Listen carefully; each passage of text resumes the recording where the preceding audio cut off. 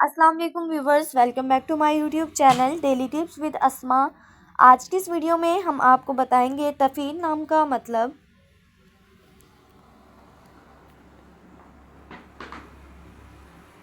तफ़ील नाम का शुमार लड़कों के नामों में होता है।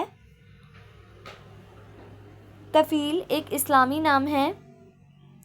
तफ़ील नाम की इब्तदाई तारीख अरबी ज़ुबान से निकलती है। तफ़ील नाम के लड़कों के लिए खुशकिस्मत नंबर 3 माना जाता है। माहिरीन के मुताबिक तफ़ील नाम के लड़के बहुत नेक सीरत होते हैं। तफ़ील नाम का मतलब है ज़रिया या वसीला। तफ़ील नाम के लड़कों के लिए खुशकिस्मत दिनों में हफ्ता और जुमे का दिन शामिल है। तफ़ील नाम के अफराद के लिए मुवाफ़िक रंगों में नीला, पीला और सफ़ेद रंग शामिल है।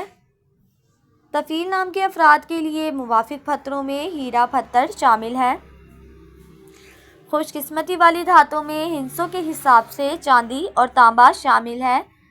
फ्रेंड्स, अगर आप अपने नाम का मतलब जानना चाहते हैं तो कमेंट बॉक्स में अपना नाम लिखें। इंशाल्लाह हम आपके नाम की वीडियो ज़रूर बनाएंगे। Thanks for watching. अल्लाह हाफिज़।